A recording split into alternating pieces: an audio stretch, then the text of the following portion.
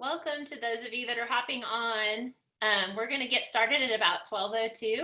Just want to give folks a chance to get logged in so they don't miss any of our contact. But we're so glad to have you with us today.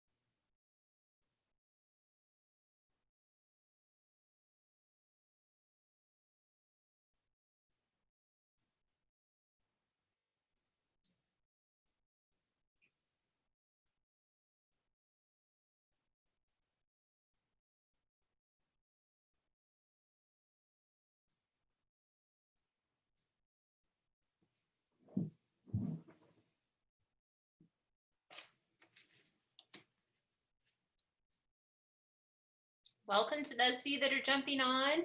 We're going to get started in about 1 more minute.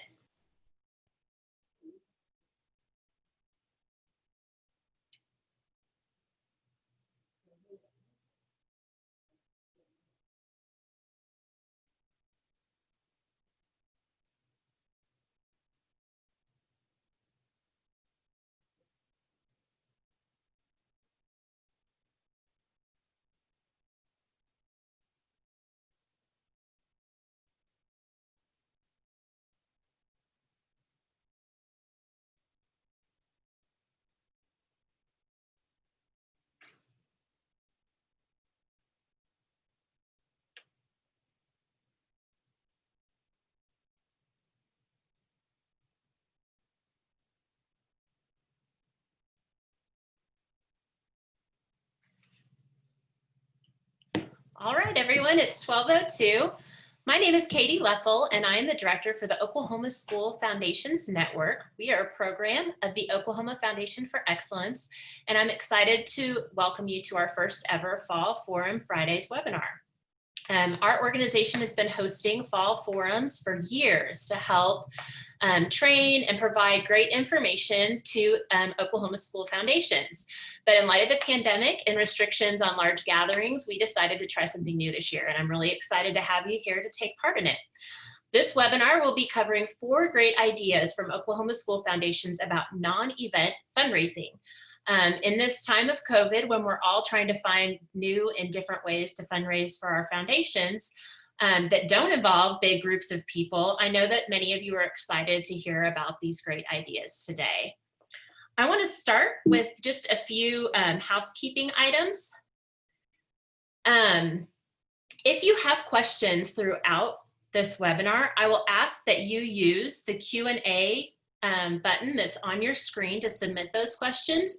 We're going to go ahead and hold off until the very end of the webinar to address questions, just to make sure that everyone who might be on a 1-hour limited period of time has the opportunity to see all the content before 1 o'clock, and then we will stick around.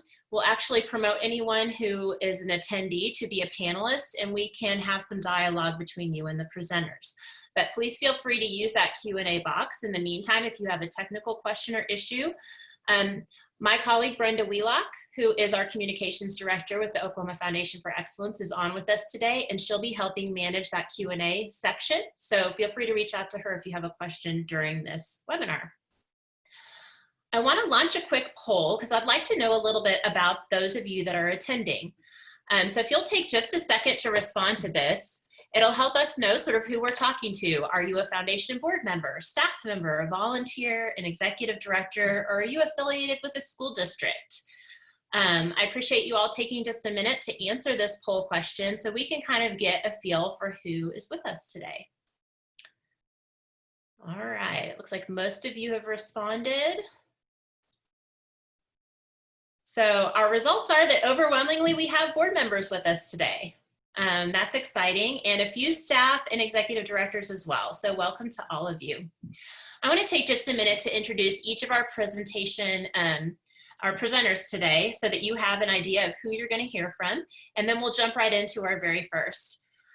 Lisa Carson is the Lawton Public School Foundation Executive Director, and she's here today to talk with you about their Pillar program, which is an annual giving program I know you'll be interested to hear more about.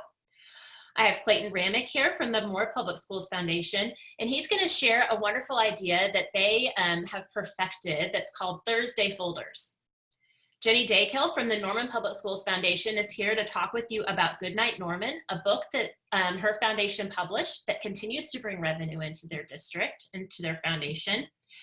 And finally, Erika Wright from Noble Public Schools was going to be here to talk about her 50 for 50 Class Wars peer-to-peer fundraiser.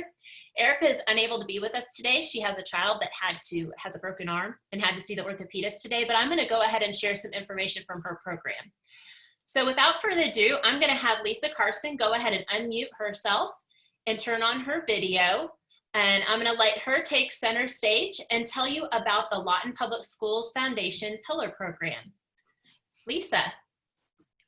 Hello. I'm just going to share a little bit about our Pillar program. I'll tell you, I was actually a principal, and in 16 I retired from that position and came to the foundation side. So I know the need is so great. And just like Jenny said, we're all kind of struggling to find out what we can do to raise funds.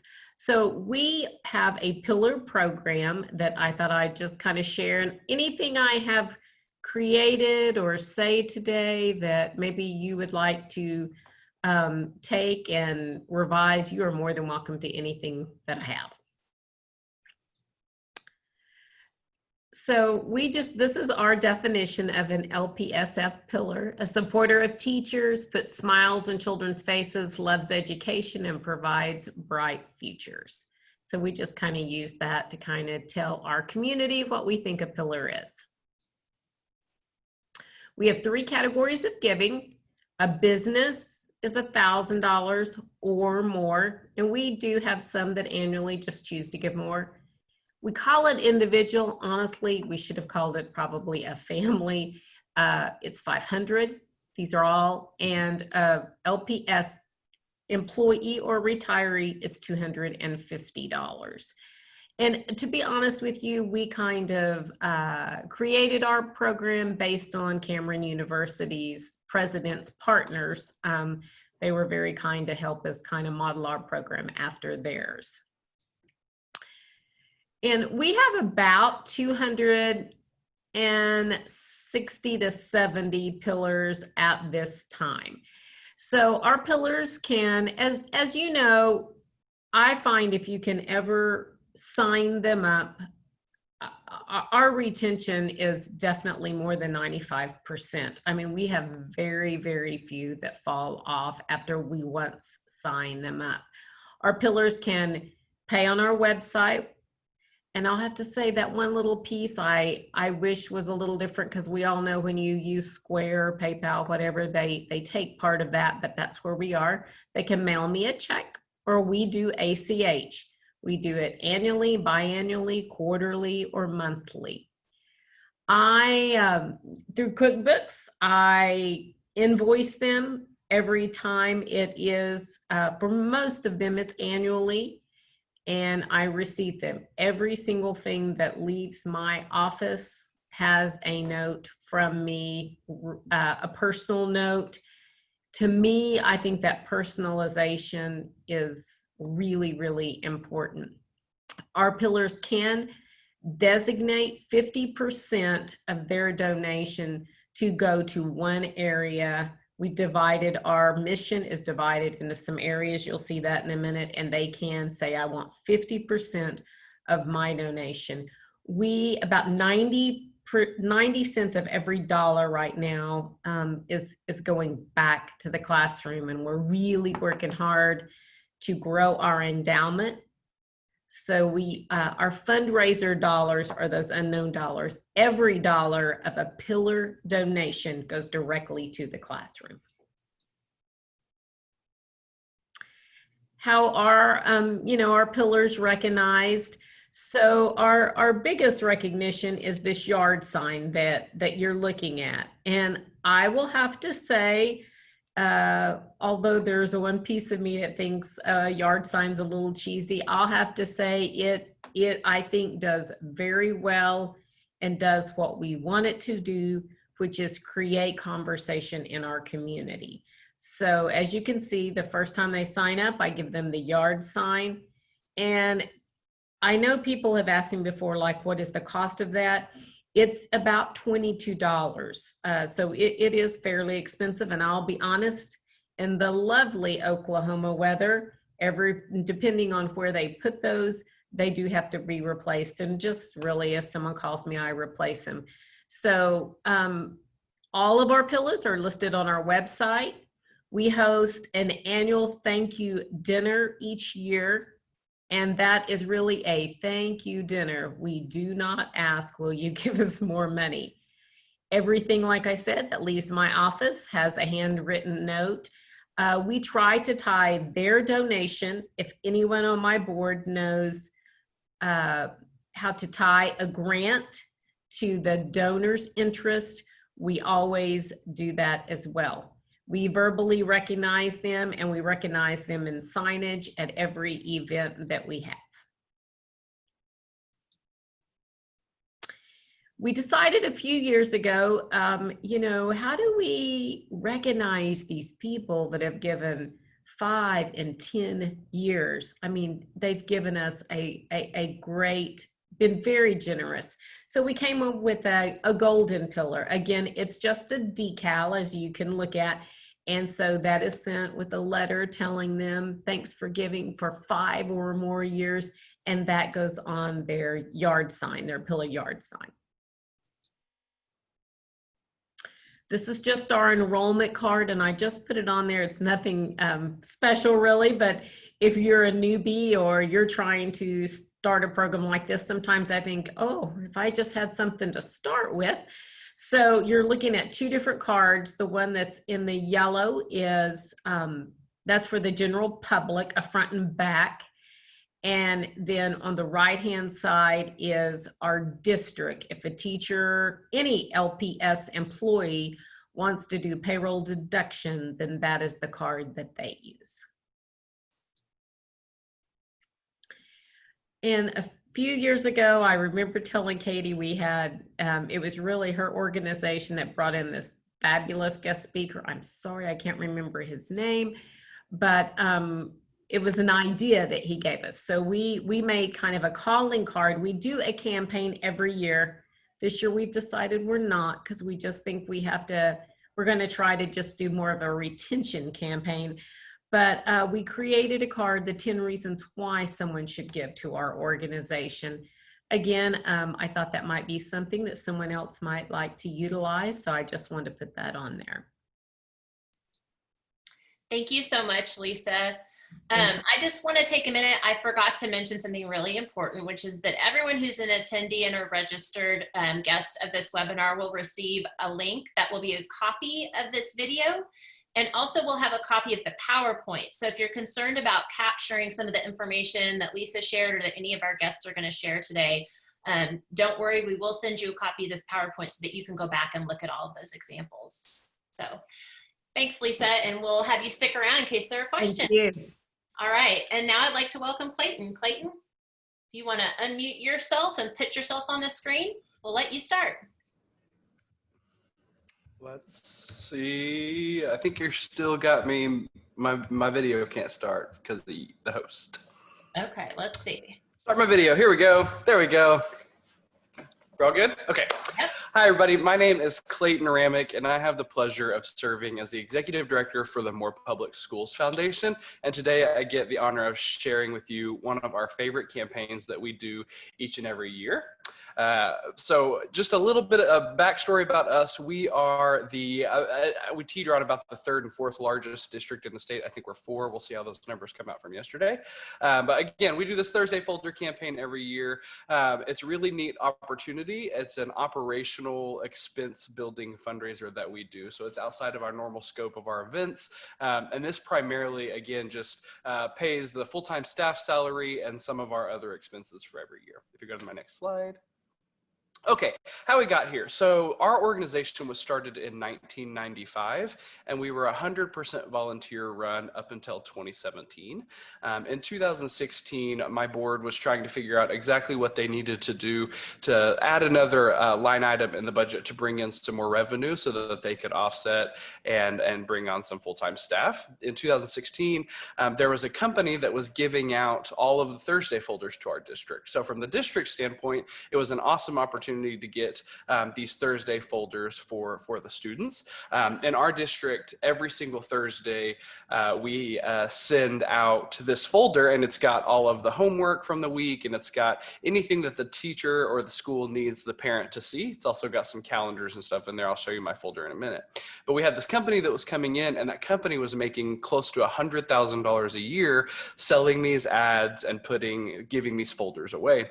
And so they came in actually to pitch my board to buy an ad to push out foundation stuff each and every year. And the mathematicians on my board did a little bit of math, and they said, you know, this is what they're charging. They're doing this 10 different times.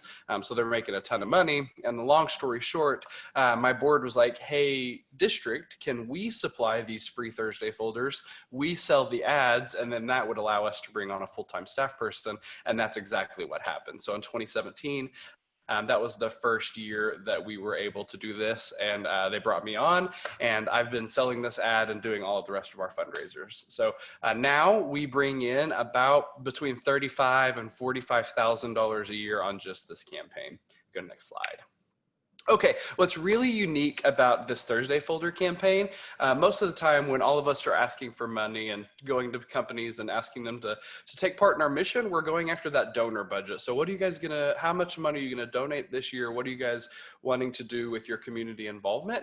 And what's really cool about this Thursday folder campaign is that we are now able to tap into the marketing budget. A lot of times they will pull from that marketing budget because they're getting sponsorship credits and stuff, but now I'm able to directly appeal to that marketing budget instead of just simply asking for donations. It's one of the only times as a nonprofit we're able to give something tangible to these donors and say, look, you gave us money and we gave you something pretty awesome in return. And so we're able to tap into those different budgets. Here's the quick details about how we break down our school. Again, we're a large district. We're 170 square miles. We have 3 high schools and about 25 different elementary schools that feed into those high schools. So we sell individual schools for $550. And again, that's just one school, and that gets you in that individual school. We do a multi-school discount. So if you buy 2, 3, 4, we'll tack on a 15% discount for you. And then our feeder bundles. This is our most popular bundle at $3,500. And that gets you into one of our 3 high schools feeder patterns.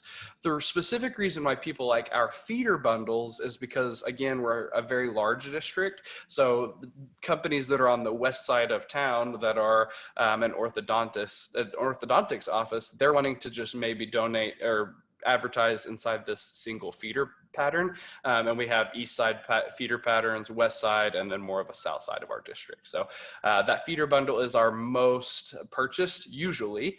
And then this full district at $7,500 is what we charge to do the full district. And this year I sold about 6 of those full district bundles. Again, what's really unique, that $7,500, it's got a little bit of a sticker shock to it, but we're able to go to these marketing pros and say it's $7,500, but there's 15,000 students that this folder goes home with each and every week from August to May. So when you really look at what your marketing dollars are doing, it's a really fantastic buy to get in these parents' hands once a week, every week from August until May. Next one. Okay, here is our folder. This is something that we work hard on every single year. If you'll notice that says Red Oak Rams, that is, we do a custom folder for every single elementary school. They get to put their logo on it, they get to put their name, and then we leave a place for them to write their name, you know, really specifically. If you'll notice to the left where it says theory, that is the back. So those are all of our ads that we sold for the back. And then that picture on the bottom is the inside flap that we sell. So what's really cool is we get to leave a paragraph. We work that out with the district where we have a paragraph to talk about everything the foundation has done in the past year, what we stand for, our mission, just a really quick paragraph, and we get people to read that every single year.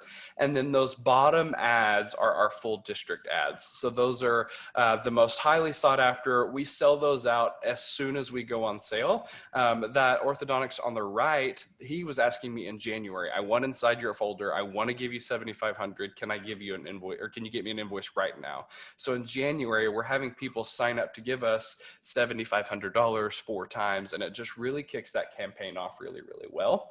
And then this year we added that notes from the teacher to where last year we had teachers that were putting Post-it notes over some of those expensive ads, and that wasn't going to fly. So we flipped that, extended that flap up just a little bit. So that's the inside of our folder. And then if you'll go to the next one, Katie, this is another, just the top part of that folder. So we still leave lines for the parents to sign. We put a calendar in there so that they can use that calendar. It has all of the when school is in, when school is out, parent teacher conference and stuff. Yeah, and we get a lot of feedback that there are several families in our community, in our district, that use that primarily for their calendar for the year. They don't have access to the internet, they don't have other means, and they actually use that calendar for when they're going to be in and out of school. And I'll tell you a story why that matters here in a second. If you'll go to my timeline real quick, I'm trying to go really quickly. This is how we do kind of the timeline for this campaign. In January, we start compiling those lists of people that asked to be in it from previous years, or, you know, just compiling that list of who we're going to solicit to. Start solicitations in February and just push really, really hard. In March and April, continue those solicitations. Because of COVID, I did 100% of this campaign digitally this year, either over Zoom or email, or sometimes even text messages to some of my donors that do it every year. Doing that layout and that design, so designing those fonts and those icons and some of that stuff, where that paragraph is going to go, starts in March and April. And then May, we're finalizing those solicitations and ads. We have to work really, really hard to stay on top of these people to get those ads, because they're working with their creative teams, and it brings in a whole nother layer. So in May, we're finalizing those ads. In June, I try to send that to print. Now I say try. This year on June 15th, I had almost $15,000 less than what I ended up with, because I kept pushing that deadline all the way up to the end. So be very, very flexible on that and push that as far as you possibly can.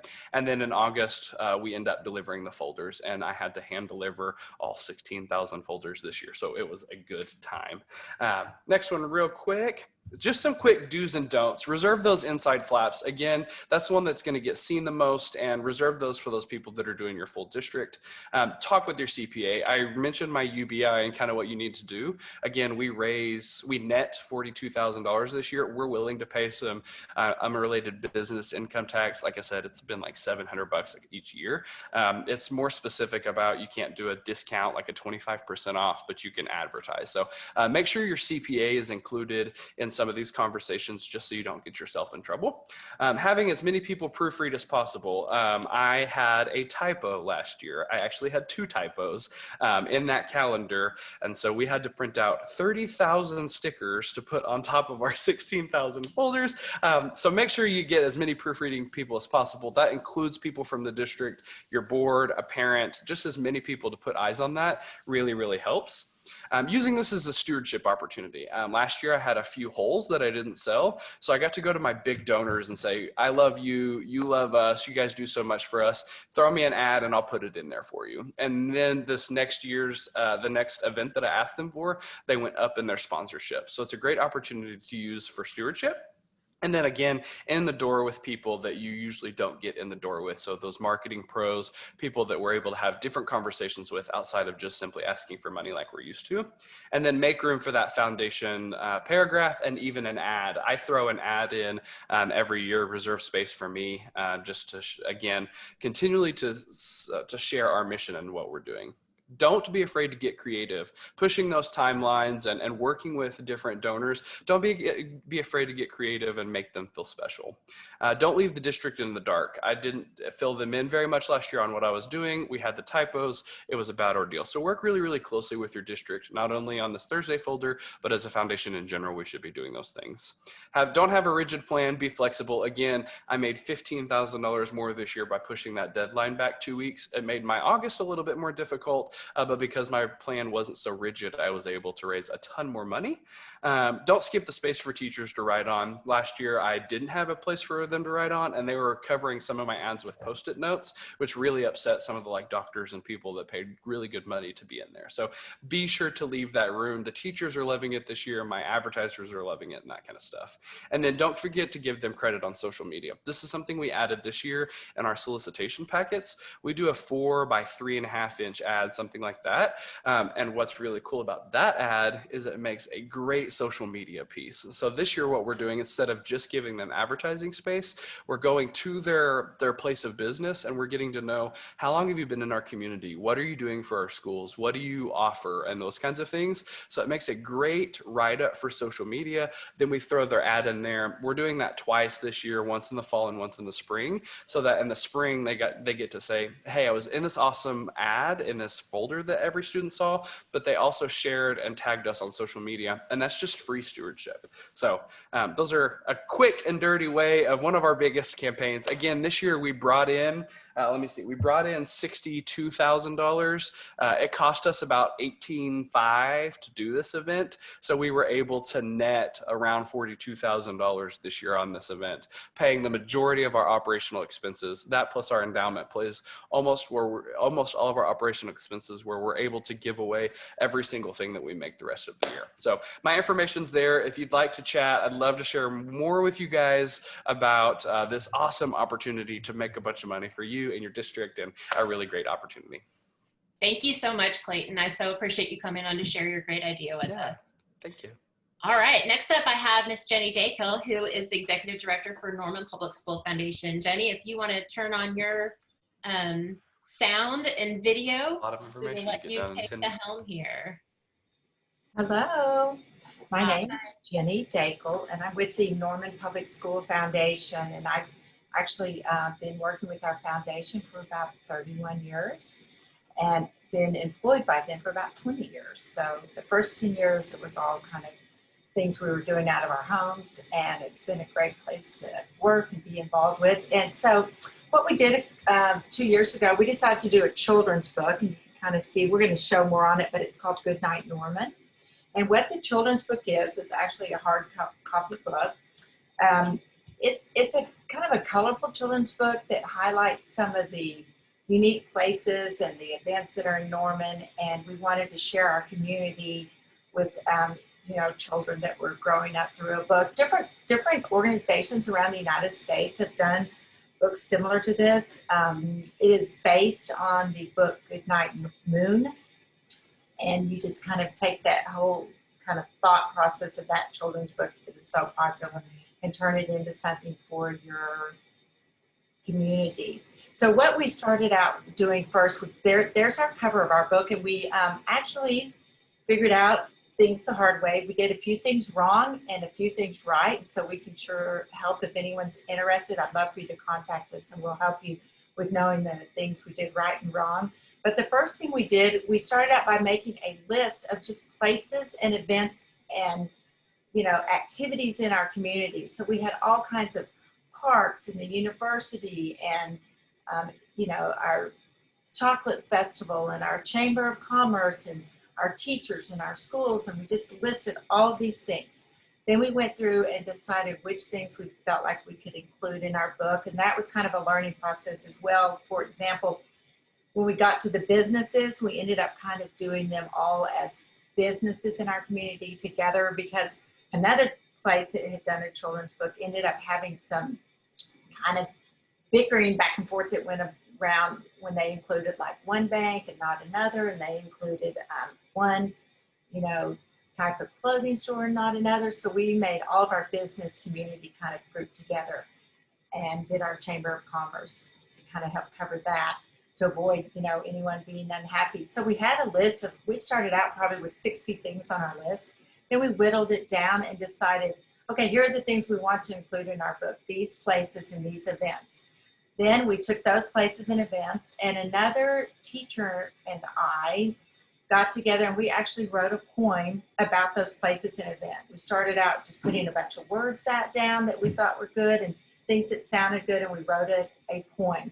And that was, that took a little while. So once we settled on the actual wording and what we wanted our book to say, we reached out to all the art teachers in our district, and we ended up having 11 art teachers in our district illustrate our book for us, which was fun. It gave the book a different look instead of just one person illustrating the book. Each page has kind of different looks. We had some artists did 2 pages, some did 1. We just kind of had different amounts turned in. We met with those artists, and what we did was we started out by giving them the poem, and then they picked lines that they wanted to illustrate for the different pages. Because our book actually ended up being, we had 40 pages, they were folded, it was a hard copy, and we had about 40 pages in it. So, we had we ended up needing, about quite a few different illustrations done by our teachers, and they were fantastic. We made a few mistakes with the artists in the sense that when we started, one thing you need to do, we gave them all the same paper, the same art medium to use. We let them know, we finalized for sure, here's your thing in our community you're illustrating, because they would go out and look at that place to illustrate them. Or like our farmers market, you can see they just did, like our teacher did, just vegetables for the farmers market. And on the screen right now is our Norman depot, and then that teacher went out and actually painted our depot. So we got a lot of different looks. We learned some things that I would help you with later. That picture that she's showing is from our medieval fair. We did mistakes, like we didn't realize you really need to leave about a 1/4 inch of white around each illustration for printing. And so we learned that the hard way. We didn't think about that. We had a lot of trouble getting our words to show up on the art. So we had to really try all different ways to do that, because some of the illustrations were so covered and full that you couldn't really see the words well. That's why we ended up with yellow print outlined in black, because there were pages we couldn't see it. So if I was starting over, that's for our art center here in town. And if I was starting over, I would kind of make sure the artists are aware we're going to need a place to have words on there. We had some that did vertical, some did horizontal. That was very difficult. They all needed to be, done in the same direction, because we ended up having to crop some of our art. For example, this piece is our Firehouse Art Center, which is, our Sooner Theater, which a lot of kids were involved in, and I know they're hard to see, but it's a cool building in town, and the real piece of art is, long and tall, and it's the whole building, so we had to chop that off, so make sure you had, all of your art in the same direction. And so those are kind of places we made some mistakes, but it all worked out fine. So once we had all those illustrations together, then we had an editor who donated his time and his skills to put all of the words together electronically on the pieces of art. And to do that, we had a professional photographer take pictures of the art and make them available to us electronically. And I want to cut in here and say one thing we were fortunate about is we were able to have the editor donated his talents and skills. Our photographer donated her talent and skill to us. We had someone who donated our printing as well, which was huge. Our art supplies we covered with the grant we had. Now, we did end up giving each of our art teachers a $500 grant to purchase art supplies for their classrooms. And so we had all of those things were donated to us. So we were fortunate in that way. Because I do think that even if you didn't have everything donated, it's still kind of a worthwhile project. We ended up printing 2,000 books. We were going to print like 3,000 or 4,000. We decided 2,000 was more manageable. We ended up printing 2,000 books. We sold them for a flat $20 each. So that was nice. With no tax, because that's one thing I want to share with you about is since we're a nonprofit, we went through a process to make sure that we knew our books were tax-free. Here's another picture she popped up for us from the museum here in town on campus. So once we kind of got all the technical parts together, you know, we had it all laid out. And when we had the book laid out, then we had to go through the process. With our artists, we had to actually get an artist agreement from each of our artists. They had to give us an agreement that they would, it's considered their intellectual property. So then they were able to give us a freedom to have their intellectual property at no expense. Now, our artists and teachers were fabulous about it. They all agreed to it. I know in another state, they had an artist come back to them and say, I should get some of the profit from your book. And that's why we made sure we had their intellectual property. We had a copyright intellectual property agreement with them. So we had that. And then also in our community, we made sure we had in writing from every place, the city for parks, the university, because they have very strict, when we used OU, we had a page for OU, the university, they have very strict guidelines, like we had to contact their branding office. The museum, you know, they have certain things you can do and not do. So all the different events, even like our chocolate festival, our arts center, we went in with all of those people and made sure we had permission to include them in the book. They were all thrilled to be included in the book. We had no one turn us down, but we had in writing from them as well that we could, you know, include them in our book. So all of that happened before we printed. Then the next thing we did, we did a written description. I think Katie has that on the back. For each thing in our book, we wrote about that. So then when we had that, we also had to get in writing from like the Mayfair Arts Festival, our Jazz in June, our parks people. They had to okay what we were saying about them. So that was another thing we went through to make sure we had all the, you know, we wanted to be covered legally to make sure there weren't any surprises. We did have a few things come up. For example, on our page, we had a storm chasers page. We called them storm chasers. And with the weather center in Norman, they came back to us and said, we are not storm chasers, we are meteorologists. So we ended up having to change that word to meteorologist, and we decided that was a good word for kids to learn because we thought storm chasers sounded funner, but we wanted to respect their request, so we changed it to meteorologist. So little things like that come up. One of the hardest things was the proofreading. We did like what Clayton mentioned that he did with his. We had so many people proofread this. I cannot tell you, we just went through it and there were all kinds of things. And our AP English teachers in the high school, she got a committee together, our main teacher got a committee together, and then she really helped us a huge amount with making sure we were calling things the correct words and what not to. And like the word good night, in good night moon, it's one word. Our way is 2 words. A lot of the books use it as 2 words, and, you know, making sure that you can do that both ways. And so there was a lot to do with the proofreading. You want to make sure you have someone really strong, and those English teachers were a great help to us. So once we'd had all that settled, and then in the back you can see we included the people that helped us and donated their time to us, our board of directors who were helping us as well. We made sure from our CPA, there's a section 1350 tax 13B that gives you permission to not have to charge sales tax. We did not have to charge sales tax. We kept it a flat $20 fee. We also went through LegalZoom to get our copyright, but then we also ended up going straight to the United States Copyright Office. Here's one of the things we did not realize. To get a copyright, it can take up to a year. It took us 9 months to get that in. So then we didn't apply for it until everything was settled in the books. So you have to plan on, it's taking a while sometimes to get your copyright in. You also need an ISB number, which that costs $125. It goes in the back of the book for library use.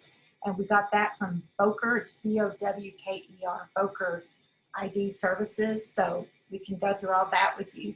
The printing, I'm running out of my time. I've gone over a little bit, but the printing is, when we had it printed, when we kind of did our whole process, had the book printed, another thing you have to consider is where you're going to store all those books, because they need to be stored while you're selling them in a place that's, you know, dry, has air conditioning or heat. And so luckily for us, our printing, the transcript press printed for us, and they actually stored them for us. And then when we needed another case, we'd get them from them.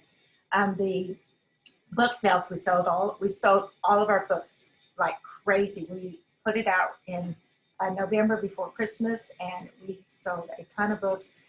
The book sales needs a whole committee. That would be another whole meeting I would do with you to go over what we found worked best for selling. We did sell them in the community. We had different stores, actually, you know, businesses in our community that sold them, and they earned no profit. They sold them for the 20 and, you know, got it and gave us all the profit.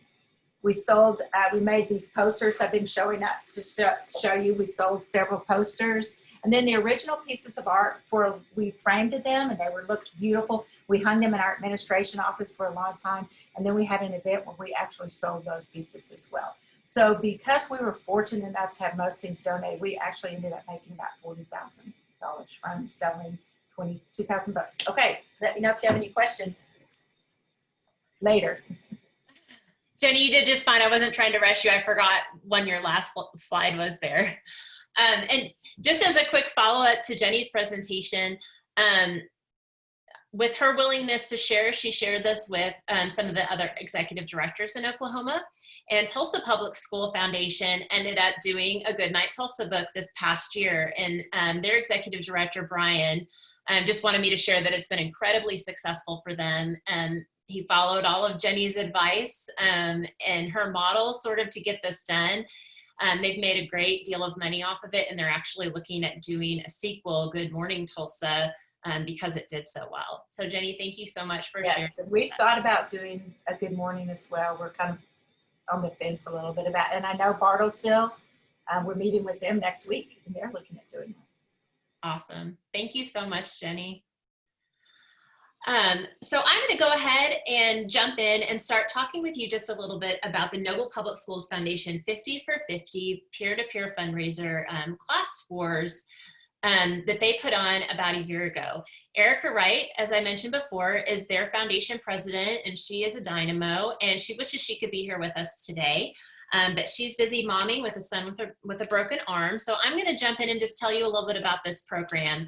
I was lucky enough to hear Erika present on this last fall at a regional meeting that we held in Lawton. And so I've got some notes and some information from her to share with you about this program. Just a quick overview. Noble serves about 2,700 students, just to sort of give you an idea about the size of their district. And their foundation is primarily driven by their endowment. They're a foundation that gives pretty much all of their proceeds to the endowment and then just use the interest off the endowment to fund most of their programming. So this 50 for 50 class wars was an idea they had to try to further engage alumni in the foundation and to raise $50,000 to help boost their endowment funding. So their goal was to raise the $50,000 by using the last 50 years worth of graduating classes from Noble and pitting them against each other with a goal that each class would try to raise $1,000. The way they went about this was to assign a leader for each class group. And they approached that leader and said, it is up to you to reach out to people that you know are from your class year, to tell them about this fundraiser and to engage them in whatever way is comfortable to you. A lot of the peer-to-peer fundraising is based on social media, and I'm going to show you a lot of slides about that in just a minute. But they also did make it clear for some of the folks that were from some classes that were sort of in those older generations that you did not have to do your peer-to-peer fundraising on social media. You were welcome to send a letter to old classmates. You were welcome to do whatever it was that made you comfortable, but with the goal to try to get each class to raise $1,000. And although that did not happen, they had 32 different classes. And those 32 classes that donated between $5 and $2,000. So it was all over the map. And they actually surpassed their goal of $50,000. So even though every class didn't give, they had a lot of classes that gave very generously that kind of made up the difference. And besides making their goal, they had a couple other big wins that I want to share with you. The first is that this program attracted 84 new donors to the foundation, which is huge. First-time donors, people who had never given to the foundation before. And then the second thing that was a big win for them was that this program generated 24 new monthly donors, which if you're familiar with sort of donor retention, and that's the holy grail, to have someone who is automated their giving to you and is giving to you monthly. So that was another huge win that Erika wanted me to share with you. So how does this work and what is peer-to-peer fundraising? So peer-to-peer fundraising is any fundraising effort that relies on peers reaching out to each other on behalf of a cause. And the idea behind this is that instead of you as a foundation leader or volunteer or your foundation board having to be the one to drive fundraising, you're finding a way to reach out to other supporters and let them then reach out to their network and then share with their network's network to have a big multiplier effect on the impact of whatever it is that you're fundraising for. So why should you use peer-to-peer fundraising? Some great research stats that Erika has compiled here. 1 in 3 of all online donations today come through a peer-to-peer campaign. If you've ever been on Facebook and seen someone say, hey, it's my birthday, I'm raising money for XYZ cause, or even, hey, my kid is fundraising for, to run laps or to jump rope for the Heart Association, please go to this webpage to make a donation. That's peer-to-peer fundraising. 1 in 4 emails from peer fundraisers resulted in donations. That's huge. If you look versus 1 in 1,250 sent from the organization itself. So basically, if I send a personalized email to my friends asking them to donate to my foundation, I have a much better shot of them actually doing it than if the foundation itself is pushing out an email to a large group. So that personalized approach is really so key in peer-to-peer fundraising. Facebook is the #1 driver of traffic to peer-to-peer campaigns. So although I mentioned that Noble didn't require their classes to use social media is absolutely the most effective way to drive peer-to-peer fundraising. 71% of all donors through peer-to-peer are first-time donors to an organization or to a campaign. So simply put, it works. It's a relational shortcut to trust. And so what that means is, you see this a lot on social media for a lot of different things. If I need to say, have my trees trimmed, I put a post on Facebook that says, hey, everybody, I need to have my trees trimmed. Who do I need to use? And you'll see lots of people jumping on and saying, hey, this company was so good to me. Hey, this company was so good to me. And people are crowdsourcing that information all the time. Or I need to purchase a new pair of boots. Who bought a great pair of boots lately? Whatever it is, we trust our social media networks to give us good information, to be a source that we trust. And so that can be the case for fundraising too, which is huge. Why should you use it? So it builds on the existing relationships you have. You're engaging the people that are already engaged in your foundation, but you're multiplying those resources. So instead of you as maybe a foundation committee member who's trying to do fundraising, having to go out and find all these new people to connect with, you're mobilizing the people that are already connected with your foundation and letting them share it with their larger groups and their larger networks, which is what we are all hoping for all the time. It helps grow awareness organically. Shares become shares. Sometimes I know that I get on Facebook and I'll see, oh, so-and-so donated to so-and-so's fundraiser. You're starting to see those types of connections in ways that you wouldn't have necessarily done before. I gave you some examples with online with shopping stuff. And then this last one I really love. So the fundraisers drive the narrative and they become the heroes of the story. And this is kind of cool, right? If you're doing a fundraiser for your birthday, you get to use your birthday to raise funds, to be a champion and be a hero for an organization that you care about. And people like that feeling. People want to have that, that sort of experience of stepping up and helping out an organization that they care about. So how do you use it?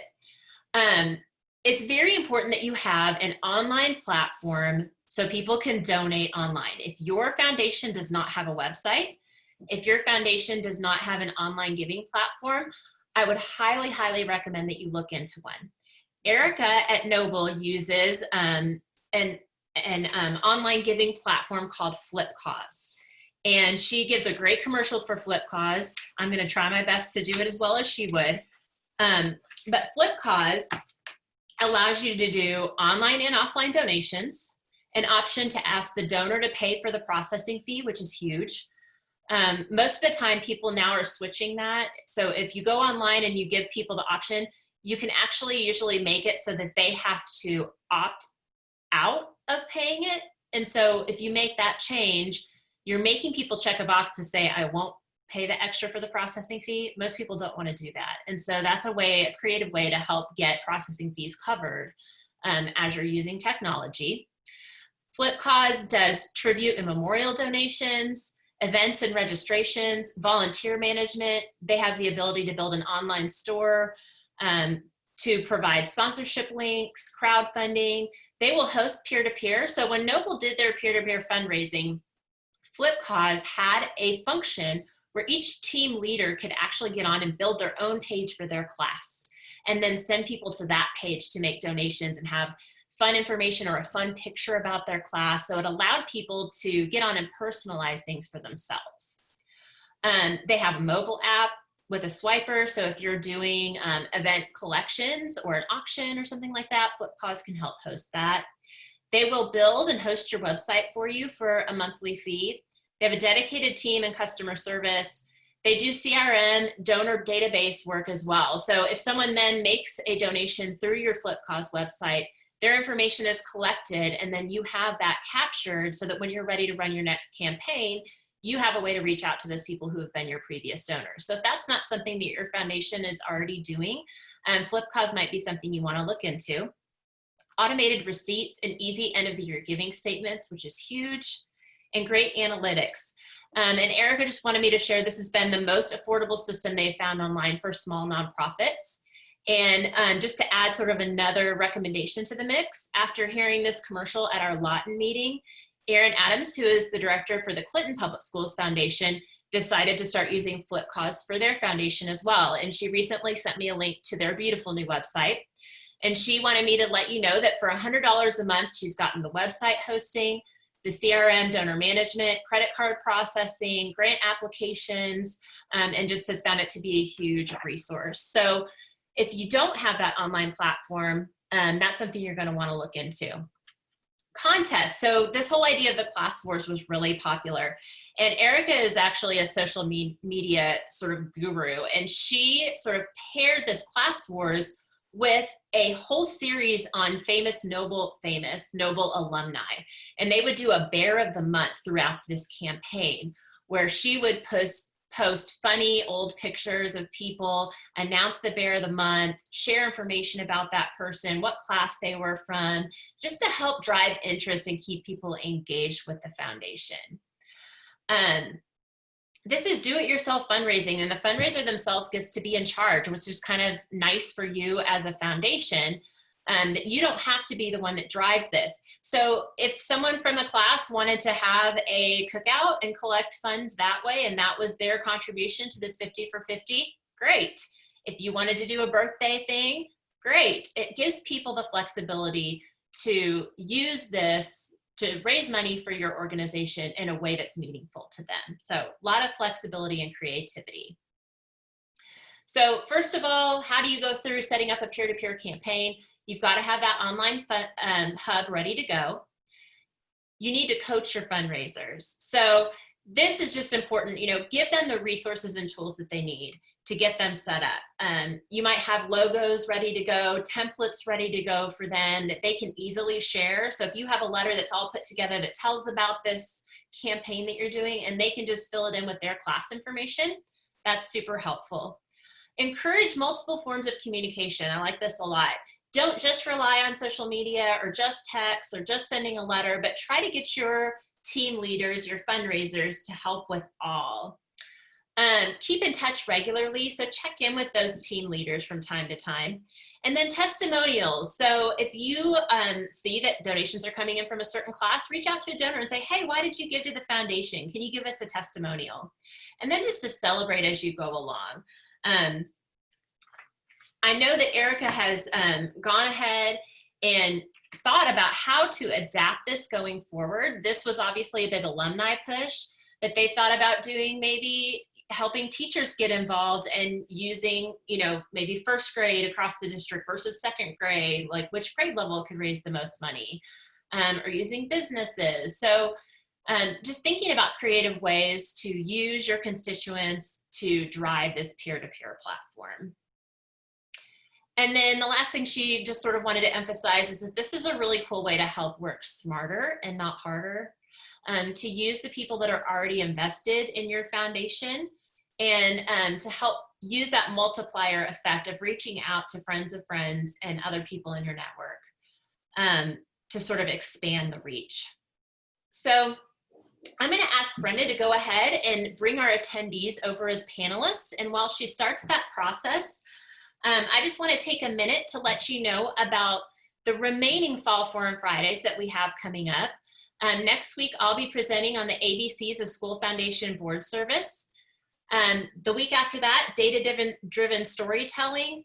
Then we have a really cool presentation from the National School Foundation Association about some new standards that they developed. And finally, we'll be highlighting our 2020 winning foundations for our Outstanding Program Awards. And those Outstanding Program Awards are going to be announced hopefully early next week. So I'm really excited. Hopefully you'll tune into our social media channels to see that. We do require registration for the Fall Forum Friday. So if you have not yet registered for the rest of those, we'd love to have you head over to the link here or to our website, www.ofv.org, to get signed up. And then finally, I am always available. As the director of the School Foundations Network, my job is to support you. And so if you have questions, big or small, things you'd like me to research, a connection you'd like me to help make, if you'd like me to come do board training for you, I'm available for that. So thank you so much for attending.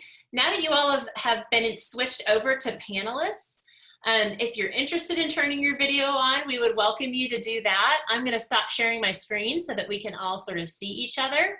And if anyone has a question or would like to sort of just engage in some dialogue, we would love to make just some time for that. So I know Clayton especially was like, bring it on. If people want to talk about my program, I want to answer their questions. So if you have a question and you're feeling brave, if you want to put yourself on and ask it, we will try our best to get your questions answered.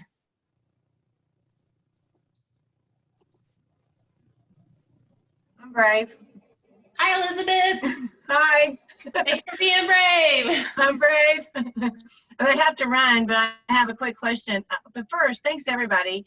Hi, Jenny. That's so inspirational. I love hearing what you're doing, and we're great ideas. Just really, really fun. Oops, let me get back to you all. My video quit on you. Anyway, I have a quick question for Clayton, actually. And Clayton, forgive me if you shared this, but what was the name of the resource that you used for the folders? Because you purchased them, and So I use a local printer that we have a great relationship with. It's Boss Printing here in Moore, and he just kills it every single year. They come out to be about $1.19 is what my final cost came out to be this year through Boss Printing. Yeah, about $1.19 each, but I'm also, again, ordering 16,000, so I don't know what that price breakdown is. And then now he honestly has my layout and design and stuff saved now. So every year we just send him the ads and he throws it together. So we have a great relationship with our printer, and it's Boss Printing. okay. Clayton, I have a question too. Elizabeth, did I interrupt you? No, go ahead. Are they cardboard? They're like thick cardboard? It's that shiny, yeah, I guess it would be heavy cardstock. We don't I've never had a single complaint about them not lasting throughout the whole year. So I don't know if it's cardboard or thick cardstock. It's a really good folder. I mean, we're paying $1.20 for each folder, so they're very, very good. And does your district now send, I know Thursday folders have changed some because used to people could put like things for kids to register and forms, and now that's online. So are they sending home so now what's important about them is it's the children's work. Is that right? Yeah, so what has really helped our ads is that prior to us taking over, any company could figure out a way to schmooze the elementary school like assistants to put like ads or like flyers for what they're wanting to do inside that folder. And a couple of years ago, the district said no more. So there's no businesses allowed inside our folders. And anybody that wants to put a flyer out goes through a system that our district has adopted called Peach Jar. And Peach Jar is how they get all that out. So that has made it even more like advantageous for the companies that want to advertise this with us, because they're the only company that gets to be inside the Thursday folder now. So Clayton, my question is it a requirement of your district that every single student take home that folder every Tuesday?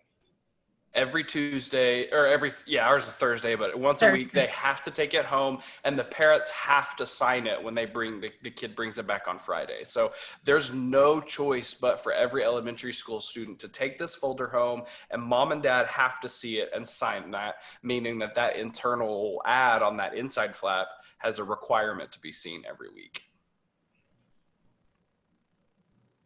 Very cool. Thank you. Any other questions? Jenny, should I do a book or not? Is it worth? You've got so much work in that. It scares me every single time. Every time. I think you should do it. I will help you. I'll help you 100% do it.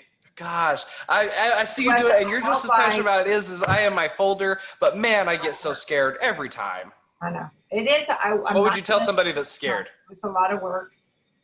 And you have to have someone, we had a board member that really took an interest in helping us get them sold, because we decided we did not sell them online because we didn't want to, we don't have enough people to package them, get them out to all the places. So all of ours were sold in either here at the administration building, we sold quite a few here, and at businesses in the community. But we had a board member who was great about helping us get them delivered and get them there and run all that. You will have to have help. It is not a one-person job. Our associate director and I did it together, and then we had some board members that got really invested in it. But I'm not going to say it's not a lot of work, but it ended up worth it. One thing I didn't say, one of the best things about doing it, I think it got our name out there more than anything we've ever done, to be honest. Because so good. Another thing I forgot to mention this, we went between the associate director and I, we went and spoke to every community group in Norman. We went and spoke and sold them there. We sold a bunch of Rotary Club. We went to all the Rotaries. We went to the Lions Club. We went to every group that has a meeting. Mm-hmm. I mean, throughout the year, they let us come and speak, and we would take books to sell. When we did that, we kept it short. They didn't want to hear a long thing. And so that's what's cool is you get to say, hey, we're doing this, selling this cool book that like promotes our community, but also we're the foundation. So you're getting in there just kind of like what I was saying. It's an ulterior way to get into with these people and chat with them, because you're selling a cool book that everybody else wants, but also able to promote your foundation. That's what I love so much. It's so pretty. And that, I think it gave us a little more positive PR than anything. Got our name out there more, and we have it on the book, so everyone sees us on the book. Perfect. And Jenny, did all the bookstores in Norman get on board with this and help sell them? No. The bookstores like Barnes and Noble, those bookstores all have such corporate rules that they did not, because they were making, every store that sold them for us made zero profit. And so, but we put out everywhere. We had on our website, everywhere we spoke, everywhere we let people know where they were. So they got that kind of, community involvement, and they got their names out there. Later, though, towards the end of it, the manager at the actual Barnes & Noble at the time, he's no longer at the Norman store, but he then reached out to us and was like, wait, I need to work something out because I've had so many requests for them. So I do want to see if I can work it out. But by that time, we didn't have enough books left to do that. But it ended up being a 2-year project for us, partly because we had a slow beginning with the mistakes that I didn't know, like the art being different directions really held us up, having to have that cropped. And I didn't know it would take so long to get a copyright. I wanted to make sure we were legally covered before we printed. Jenny, thanks for being the trailblazer on this and sharing your ideas. I know Brian also found you invaluable, and Clayton, you should reach out to him too, because I'm sure he's, Yeah, I need to do it. you know, he's refined it again, I'm sure, and learned from Jenny's mistakes, and now he probably has his own to add to the mix, right? Right, we could probably get Brian and I to do a Zoom meeting with you, Clayton, or with anyone interested, and see what he learned that I could learn from now. Yeah, I think I'm going to go talk to a board member like right now, be like, do you want to do this? You know, a couple of those that I have, and like empower them. I like it. Any other questions from anyone in the group? I just want to thank you all so much for being here and for helping me break ground with something totally new and different with our first ever webinar. I feel like it went really well. I hope that everyone enjoys it. If you are an attendee, you should get a link from me early next week that will have a copy of the PowerPoint and a copy of the video from this in case you want to share it or rewatch and take a look at it again. And just a huge thank you, Jenny, Clayton, Lisa, to you all for presenting, and to Erika for all of her great information, even though she couldn't join us today. And also a big shout out to Brenda. Thank you, Brenda, for helping me run the tech end of this. But I would just encourage you, please, to, if you haven't already signed up for some of the remaining webinars, to share that information with other people on your board and take a minute to go sign up so that you can come back and join us again next time. As I mentioned before, I'm available via my email or cell phone for any questions or concerns you might have, so don't hesitate to reach out to me. I'd love to help your foundation out. So thanks, everyone. Good to see everybody.